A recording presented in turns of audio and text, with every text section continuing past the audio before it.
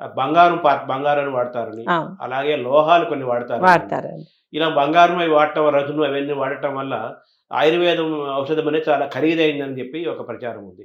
అలాగే లోహాలనేవి ప్రమాదకరమైనవి అవి వాడుతున్నారు గదా! అని ఇంకో దుష్ప్రచారం ఆ! ఉంది. ఆ! వీటినెలా చూడాలి? దానికేంటంటే ఆహ్, ఖరీదన్న విషయానికొస్తే బంగారంతో ఉన్న ఔషధాలు కొద్ది పరిమాణంలోనే ఉంటాయి. అన్నీ మామూలుగా సామాన్యమైనటువంటి అనారోగ్యాలకి వాటికి ఆ బంగారం ఉన్నటువంటి ఔషధాలవి ఏమి పెద్దగా వాడము. ఎక్కువ మూలికలతోటే నడిచిపోతూ ఉంటాయి.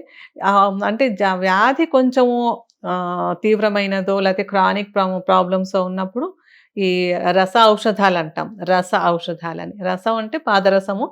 తర్వాత దాంతో పాటు మిగతా లోహాలవి గూడా కలుస్తాయన్నమాట. కలిసి తయారు చేస్తారు.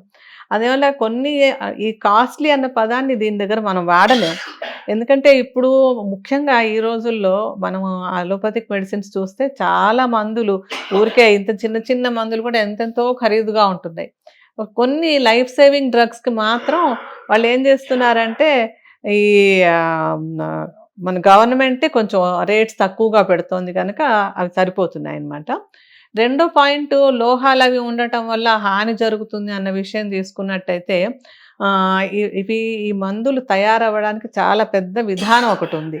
ఎందుకంటే ప్రతి ఔషధం తయారవ్వడానికి చాలా ప్రాసెస్ చేస్తారు. దాన్ని మారణం అంటే భస్మాన్ని తయారు చేసేటప్పుడు పుటం పెట్టడం అంటారు. ఆ పుటం పెట్టడం అనేది ఏంటంటే చాలా హై టెంపరేచర్‌లో కొన్ని కొన్ని ఔషధాలు అంటే మన మూలికలు అవన్నీ గూడా కలిపి వాటిని పదే ప్రాసెస్ చేస్తూ చివరికేంటంటే చాలా ఒక నానో పార్టికల్ అంటాం. చాలా చిన్న పార్టికల్ లాగా అయిపోయేలాగా దాన్ని ప్రాసెస్ చేసి ఆ ఔషధాన్ని పేషెంట్‌కి ఇస్తామనమాట. సో, అంత ప్రాసెసింగ్ అయినటువంటి ఔషధం శరీరానికి ఎలాంటి హాని చేయదు. ఇన్ని వేల సంవత్సరాల నుంచి ఎంతమందికో ఔషధాలు ఇస్తూ వచ్చారు. మనం ఎగ్జాంపుల్ చూడాలంటే కూడా.